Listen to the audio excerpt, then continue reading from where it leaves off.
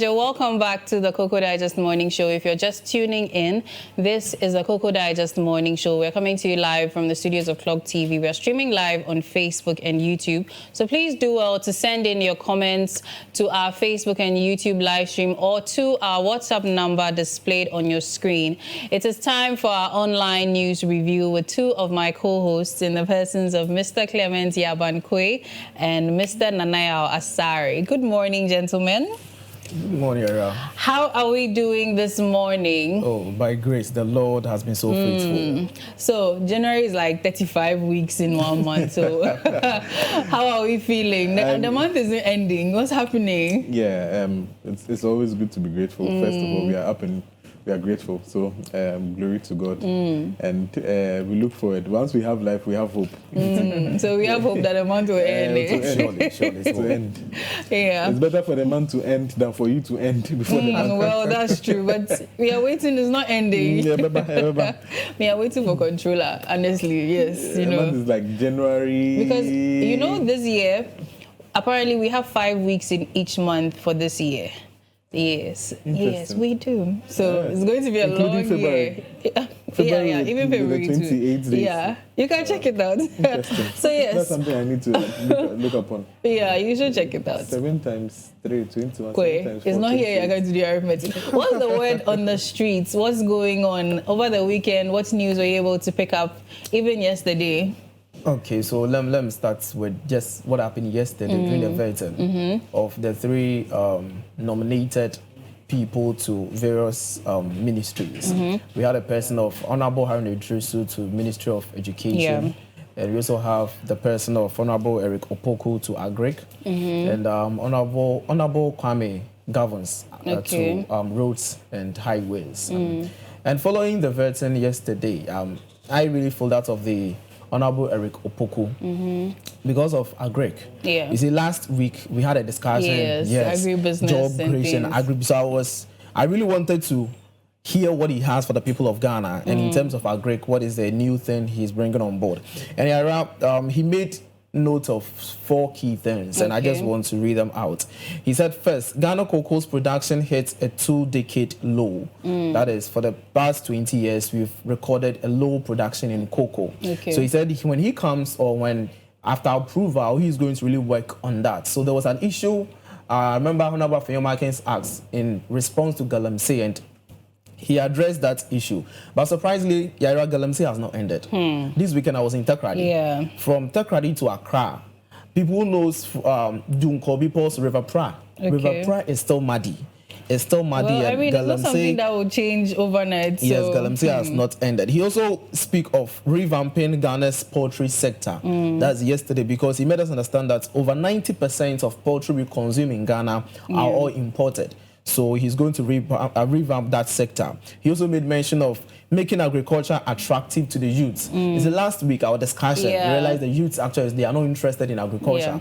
And he said during his tenure, he are going to make agriculture very attractive to the youth. That was one last thing he said, and I was so much happy. He said institutional farming in secondary schools. Remember he discussed about that. School farm project. Yes, school farm projects. And he said he's going to collaborate with Ministry of Education, that is Honorable Haruna Idrisu, to make sure that all secondary schools in Ghana have school farms. And I think that is the best way to go. It will help the school feeding programs too as well. So Nanaya, what word on the streets did you pick up for us today? Well, not on our streets, but on the streets of America, where the inauguration, international, all right.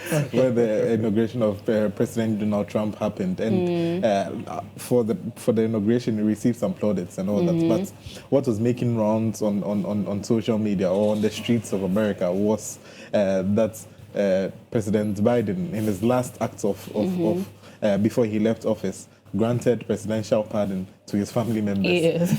So that was what was actually making rounds on there. But it was a very peaceful transition. One of the things that caught my eye was when the Reverend, his name has just escaped me, was giving the opening prayer. It was very, very touching, so much to an extent that Donald Trump had to open his eye to look at him. So yeah, but it was a very peaceful transition, and we also saw Elon Musk as well. And, you know, we've all seen how he's been supporting Donald Trump, and in all these in all his rallies. And during Donald Trump's final rally, Elon Musk came and they talked about how sweet the victory was. And then they also talked about making America great again. They have this perception or notion, or which is rightly so, that they are there to protect the borders. They are going to have safer cities. They are going to have equipped police personnel. Okay. They are not going to be involved in wars like the way everyone thinks that they are going to. And it was quite a good one. Another thing that came in and around the inauguration was Russian president. You know how there's some sort of cold. Rubbing of cold shoulders between Russia and then the United States. Putin also came out to say that he's ready he's congratulating Donald Trump on assuming presidency, and he's ready to work with them to make sure that there's smooth relations between both countries, which I think was a very good one to say the least. So it was quite good on the other side. On the other side where we come from, that's the United States of America. Right. So let's go quickly into your digitalized newspapers. Now, we don't read newspapers by holding them. It's on phones and tablets. Please, let's go digital. Okay, Ira, so I have the graphic business. And the front page, we have two main stories. He said high interest rates choke businesses. That is the Stanbic Bank CEO. And you also have economic research must be people-focused by Professor GOV'T Bobbin. Okay. Yes. He said economic research must be people-focused. It shouldn't just be about the government doing it. It should be people-focused. It should be people-centered. And aspects of the high interest rates, realizing that over the years, interest rates have been increasing. As at this year, we recorded interest rates at 27% on loans only. So when business gets in touch with such things, they are not able to actually do what they are supposed to do with the business, the money, and even to pay back. So he is saying that such things need to actually be checked. So when people get, or when viewers get the graphic business on the front page, you'll get to know about today's graphic business, Yes, right? today's graphic business. Okay. So that's on the front page. Exactly. Okay. So Nana, what do you have for us? I'm sure it's sports and... Yes, very sports related and graphic sports. This one says that Appiah has joined the Black Stars Management Committee. Okay. And in what capacity? The capacity is it Stephen Appiah? Stephen Appiah, Oh, okay. yes, our former captain. He's going to be in charge of player relations. You know, after the abysmal performance of the Ghana Black Stars at the just ended Africa Cup of Nations qualifiers, where we failed to record a win for the first time in our history, well, in a very long time. So the Black Stars Management Committee was dissolved, and a new one was set to be reconstituted. And upon its dissolution, people were asking that, do we really need the Black Stars Management Committee, and what is their role? But it came out, and then they came to clarify that their role is to sort of communicate between the technical team of the Black Stars, that's the coach, and then the other coaches, and then the Ghana Football Association. And a lot of people are raising the eyebrows at it, that why do you need a group of people to exist for the coach to tell the Ghana Football Association that this is my list of players that I'm, or this is what I want to communicate to you, this is where we want to camp, this is where we want to actually play our football matches, this is where we want to play our friendlies. So a lot of people are saying that the Black Stars Management Committee is just another way to maybe whitewash or maybe just chop money. But other people are saying that it's very, very important. So it's kind of generating that kind of mixed reaction from the populace. And Stephen Appiah's role is he's going to be in charge of player relations. That is the players in the Black Stars camp. He's going to be in charge of their relations, because we've seen that there's not a lot of unity in the Black Stars since Stephen Appiah himself left the Black Stars as the captain. So there's been factions, and then there's been groups against groups and all that. So Stephen Appiah's job is quite a hectic one, and if he's going to actually succeed, then it will end up transcending in the Black Stars themselves succeeding. So that's what I have for sports today. That's the main headline. And then in other news, the Hearts and Kotoko are also involved in some transfers and all that. Kotoko just signed another player, Adrian. It's very, very good. And Kotoko have signed quite a lot of forward players because they had only one goal scorer, one potent goal scorer before the transfer window go open, which is Albert Amwa. He got injured, so they had to sort of make changes. They signed Eduku who was from Tamale City, known for his goal that he scored against Accra Hearts of Oak some years back. And then they also signed Kwame Poku. Kwame Poku has come in and scored 4 goals in his last 4 games. So it looks as though their transfers are sort of working magic for them. And then they are currently seated 3rd on the league table. So hoping that they will be able to take the trophy back to the Ashanti Kingdom. Okay, thank you so much. So let's go quickly into the online news here. So the very first story says bodies of miners killed in Obuasi military clash released to families. Now it says here the families of 9 local miners who lost their lives during a violent clash with military personnel at the Anglo Gold Obuasi gold mine have assembled at the Obuasi Government Hospital to receive the bodies. Now, hospital officials are completing autopsies on the remains before handing them over to the police, who will then return them to the families for the required rites. Now, hospital officials have also confirmed 9 fatalities with 8 injured individuals transported to the Komfo Teaching Hospital. Now, a significant presence of the military personnel has been established at the entry and exit points of the mines. And in Obuasi, both public and private schools are currently closed as the Ghana Education Service monitors the security situation.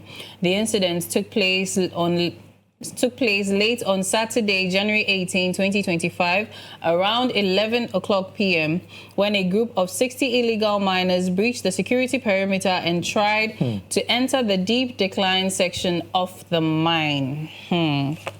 So it seems we still have our military. We initially thought that around the time the Galamsey protest came up, this military, I have forgotten the name for some reason. There was a name for the operation. Operation Halt. Operation Halt, yes.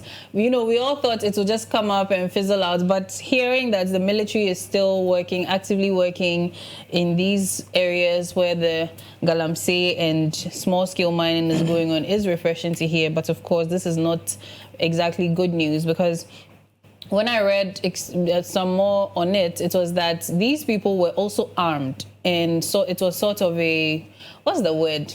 The back and forth. A shootout. Yes, a shootout, yes. So even one soldier was also injured. But I think, how these miners don't necessarily have the adequate tools, or, they have these makeshift tools. So they had I had a name, something bomber gun or something. Pump action. Yes, pump action, something. And, so they were also trying to defend themselves or attack the military, whichever way it goes. And now we have 9 of them dead and 8 injured. And I think that includes one of the military personnel as well.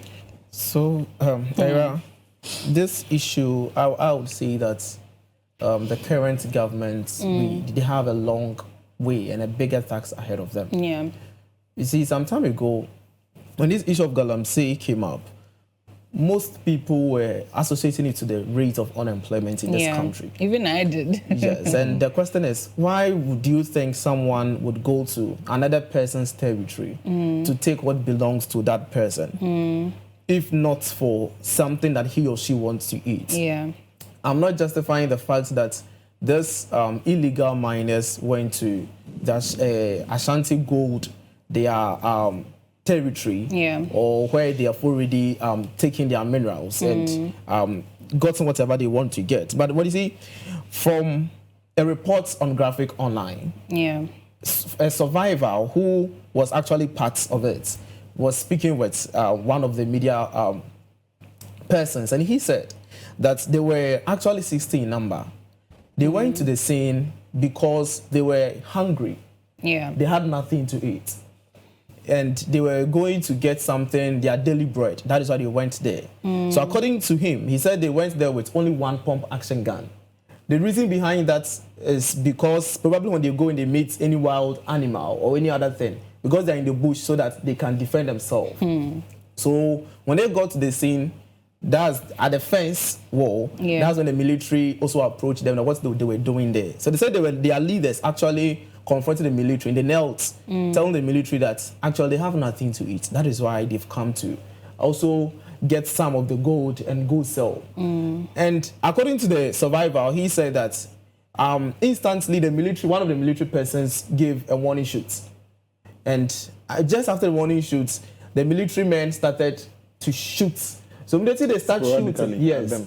Immediately they start shooting. He said those standing afar, they were those who actually ran. But those kneeling before them, actually all of them were shot and they all died instantly. That's per the survivor, what he told the reporter. Yeah. So looking at the instance, he said when it happens like that, because of they were having only one, the gun, pump action gun. That is what the only person also can use to defend themselves. They have to run. And it didn't end there. When they ran to the community to inform the entire community, the whole community got angry to an extent that they now have to attack the gold environment again to burn down their buses. I think 3 of the buses and other things. What I'm trying to say is that the rate of unemployment in this country is a threat to national security. And I think it's something the government needs to address as soon as possible. Because this issue of Obuasi, when you go to Obuasi, it will not be like a place where they mine gold.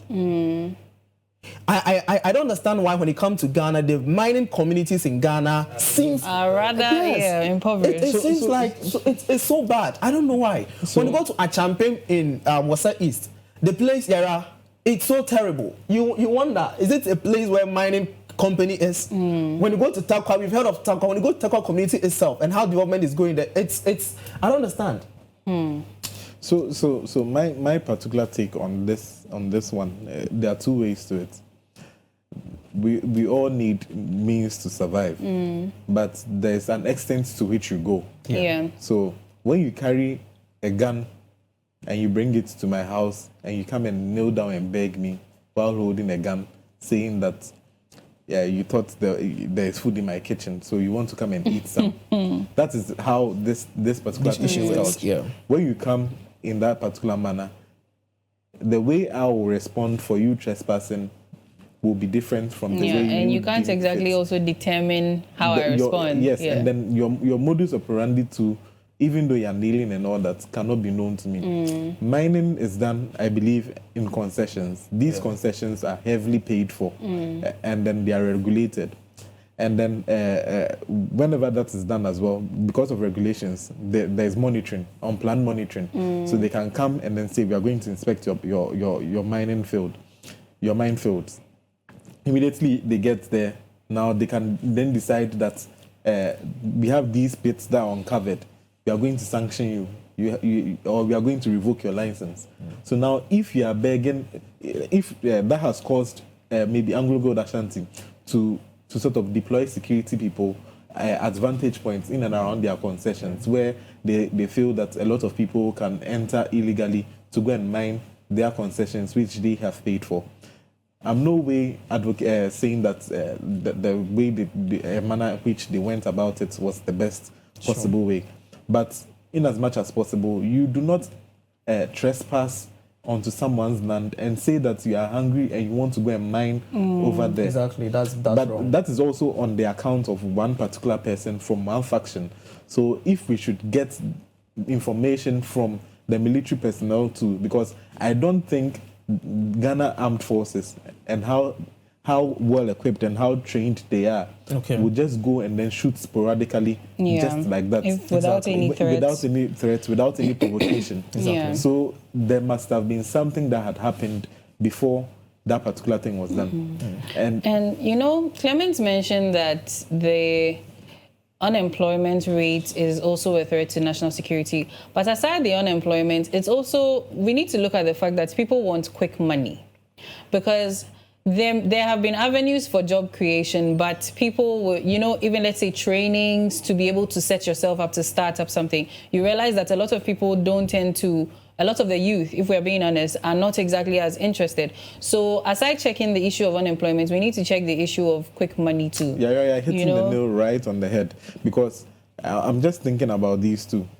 Well, both of them sort of work on the environment.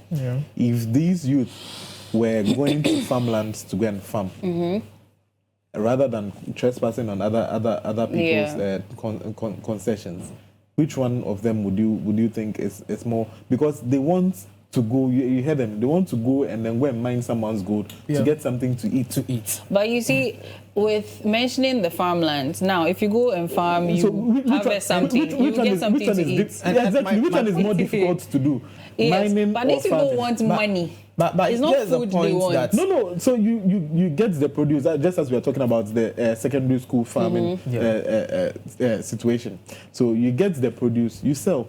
Yes, but you know, some of them could ask you that banchine brody and a gold, they never content. Exactly. So that is my point. That is another problem. So let me just read what the Ghana Armed Forces also said. Yes. Just paraphrase. He said, according to Ghana Armed Forces, the persons who attacked the Anglo-Gold Ashanti mines were illegal miners and not small-scale miners, who numbered about 60. The statement further indicates that the 60 men breached the Anglo-Gold Ashanti mines security fence and intrude the deep decline of the mines. Following the breach, retaliations by officers on the ground resulted in shooting since the illegal miners were wielding various weapons. It says the military patrol deployed on Operation Hawk's 2 duties at the mentioned locations were fired upon by the illegal miners when the soldiers tried to stop them from accessing the deep decline. The illegal miners were wielding locally manufactured rifles, pump action guns, gas cylinders, knives, heavy-duty industrial boat cutters, axes, machetes. So they came Part prepared. of the statement added, however, the shootout became fatal as the soldiers resorted to self-defense. One, they are not small-scale miners. That's another thing. Yeah, they are illegal miners. These are the galamsey guys. Yes. So illegal miners trespassing onto a concession that they are not supposed to be on, building. How do you call it? Now we have to marry both statements. Now one is saying that they are going to get something to. Obviously, if you are caught committing a crime, or if that's definitely something that you are going to say. But now it's ended in fatality, and it's not good for security over there, because now schools are closed in that particular area. There's no commercial activities will now go down. Families will mourn their loved ones and all that. So this particular thing, we've been crying. End galamsey now.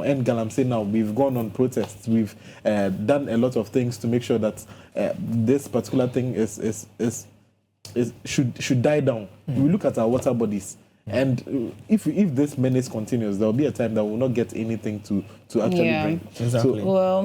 I'm sure with the way things are going, seeing as it's been how many months and we still have Operation Halt still operating, then there's hope. And I mean, we have a new government now. There are job creation policies. We just give them time to see how best they will be able to mitigate this issue. Now, let me read what's the president's statement issued by the president, office of the president, on the same thing. He said, President John Dramani Mahama, in a statement issued by his spokesperson, Felix Kwachofosu, directed an investigation into the incident so that the persons found guilty for the incidents would be held accountable. According to them, let me just jump. He said the government also tasked the management of Anglo-Gold Ashanti to bear the medical expenses of all the injured individuals fully and facilitate the burial arrangements of those who have lost their lives. Well, I mean, that is quite swift action considering the government just came into power, and we are hoping for more information and in the best issues. If it goes to see that the people were rather at fault trying to shoot at military personnel and then they were being shot at. So does that mean Anglo-Gold Ashanti is still bearing the cost of these medical expenses and all that? Well, considering it is their undue burden on their finances. Not necessarily, considering it is their jurisdiction or concession, they handling that part of it does not. If it comes out that yes, these galamseyers were truly guilty, I'm sure punitive measures will be put in place. Yeah, but I'm talking about the financial relief burden. I'm sure the government will give Anglo-Gold Ashanti some relief packages as well. So why don't we treat it this way? The government bears the expenses, and if they are found culpable, then they'll be asked to pay or bear the consequences. So that's a suggestion coming to the government. Let's take a few comments and then we move to the next story. So this one from Michael Amweni says, up and grateful Clock TV. And Creative Space says, loving the show this morning, watching you live from Ministries. Now, this one is from Kobe from Sohutom. He says, love this show. Perfect way to start my day. Thank you so much for your comments. Please do keep them coming in. And yes. And we will read your comments out loud, your contributions. Okay, now we have one more comment. It says, the sad truth is illegal mining in Ghana is a messy web of poverty, corruption, and poor governance. This is from Barrister K. Thank you so much for your comments. Please do keep them coming in. Now, the next story here says, declare assets before taking office. This is from CHRAJ, charging public officers in the new government. Now, it says here that before taking office, public officials of the new government and members of the 9th Parliament and all other public officials have been urged by the Commission on Human Rights and Administrative Justice, CHRAJ, to take prompt action to familiarize themselves with the Code of Conduct for public officers and declare their assets in compliance with the law. Now, the government was also urged by the Commission to prioritize the passing of the Code of Conduct Bill, Code of Public Officers Bill, and it says here in quote, the concept of administrative justice deals with how administrative bodies and officials exercise public power in a manner consistent with the law establishing them, other laws, and the Constitution. Now, Article 23 of the Constitution provides that administrative bodies and administrative officials shall act fairly and reasonably and comply with requirements imposed on them and persons aggrieved by the exercise of such acts and decisions, which shall have the right to seek redress before a court or other tribunal. This is from CHRAJ. So, is this something that CHRAJ does for every government, or it's starting now? It's in the Constitution. Every time a new government comes into power, they are urged to do that. Okay, yes. Because I think I've been seeing certain comments about how Ghanaians seem to be stricter on this new government because of what they faced in the past. We should, yes, because if CHRAJ hasn't come out to say this personally, I would say we should, because they have introduced Operation Recover or Lose. Yeah. So before you assume office, before you take office, let us know what you have. Yeah. So that immediately you leave office. Do the same things. Yes. Because on Penfoka BB say I really forgot, but it's all about if you want to hold someone accountable, make sure you are first hold accountable. So he who goes to equity must first come with clean hands. Exactly. Quite like even your biblical, your usual, say when you see a speck in somebody's eyes, make sure you remove the log in your eye as well. Yeah, exactly. So I think it's a good thing CHRAJ has done, and I'm expecting the Parliament, I'm expecting the executive should comply to this, because a constitutional requirement. That's chapter 24 of the 1992 Constitution. Yeah. When you go to Article 24, Article 23, yeah. So when you go to Article 284 of the Constitution, it says that general duty of public officers, that's talk about general duty of public officers, which says that no public officer should engage in any impartiality whilst carrying on with your duty. Yeah, even conflicts of interest. Exactly. When you go to Article 286 of 1992 Constitution, talks about declaration of assets. So as you said, it's in the Constitution. So we expect, mostly when they do this, they don't bring it to public domain. That is what mostly they do. So I think one of the stipulations was that you have a written document of your assets and liabilities and send them to the Auditor General. Yes, mostly. So maybe now they need to put it out in the public. Let's know. But then also, is that not a breach of privacy? Where do we draw the line? It's not. No, once you decide to serve in a public office, then you should be held accountable by the public. We should know what you have and what you don't have, because the public purse is now going to be taking, is going to be used to take care of you.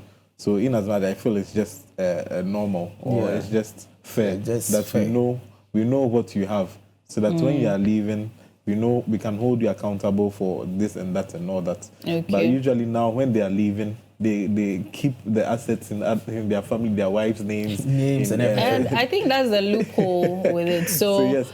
Does that mean that aside the public officials, to members of their families should also come out to, declare their assets. No, because I think the law requires only the public officers. yes, so you see, he made a point that some of them put them in their, They register in their families' family names and things. So if maybe after gaining everything I can gain from Clock TV, I've done some 1 or 2, But why and I would put you it do in that? my child's name. No. Why would you do that in the first place? I mean, You are here to serve. So you see that's what we want people to understand, that we want to eradicate corruption. And yesterday, yes, Honorable Eric Opoku, I remember Honorable Afenyomakin asked him that the youth are watching you, and could you tell the youth what really has brought you to this far? What has made you who you are? And he said it's 2 things that has made me who I am. One, the fear of God and humility. Yeah. And he went ahead to say the fear of God is the beginning of wisdom, right? Yeah. Yes. And he also said the humility will take you far, because the Bible even says that humble yourself and I will exalt you. And when you exalt yourself, I'm going to bring you down. So these are the 2 key things. So if really these 2 key things, as Honorable Eric Opoku told Ghanaians yesterday, is what has shaped his life, I think that should shape everybody's life. Every public officer, being it a parliamentarian, being it you are being appointed as a CEO of any institution, have it in mind that you are there to serve the people. You are not there to be the oboro. You are not there just to occupy the seat and expect us to just be kneeling down, bowing down. No, we've bypassed that stage. In a conversation yesterday with friends, people made me understand that they didn't vote for NDC because they want to vote for NDC. They voted for NDC because they believe that they are fed up with NPP. So that's why they gave it to NDC. So if NDC government has come to power and what the previous government did, we believe it's not right, and we voted them out. If you come to power and you do the same thing, Yaira, even less than 4 years, we vote them out. If the opportunity is given to us, less than 4 years, we still vote them out. So we are trying to tell them that as they've come to take this offices, being it MP, being it minister, being it CEO of any other, especially as my sportsman is here, the Ministry of Sports.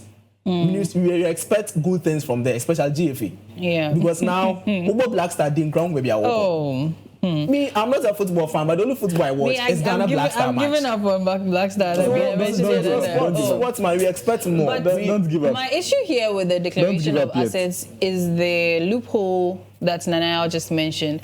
Because aside assets being acquired and put in other people's names as a way to dodge the system, there are also rumors about some non-governmental organizations, just like that, foundation starts cropping up, and then apparently, allegedly, these are all ways that some of the monies are siphoned and things like that. So yes, CHRAJ says come and declare your assets, but how then do we check for that not to happen? So Article 286, as Clement mentioned, it actually states that properties or assets that are directly or indirectly owned by you, you should declare them. So now, most of the time, what we have a challenge is the indirect ones.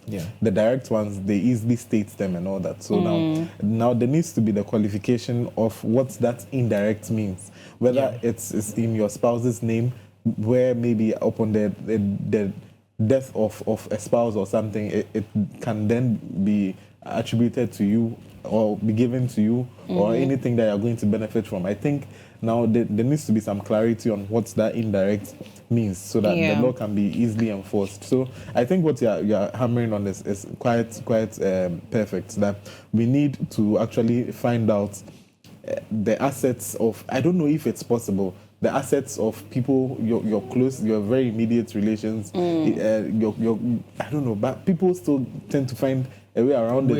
If you tell me that the asset is in the name of my wife, I should declare, next time I'm not going to do my wife, I'm going to put in the name of my mother. And it could even be, let's say I'm sitting here, then I have a small business, some way, somehow I'm connected to somebody. The person could use my business as a way. These are all rumors coming out. And aside declaration of assets, there should be a way these things can be checked so that we know that we are moving forward. Because you come and declare assets, tomorrow some amount of money cannot be accounted for, and we know you know, it's an open secret. We know it's been taken somewhere. Yeah, we've seen people build filling stations from just working, not having any professional experience, but just going into politics. Yeah. So a lot of the notion is that it's a very lucrative business. So, but is it, Nana? Before one last I just want to say is that we should lead with honesty and integrity. Because let me say, I don't know about it. I feel that we should leave that politics where I know Clocksack says they have been fighting for winner takes all thing. Yes, we should leave from that kind of politics.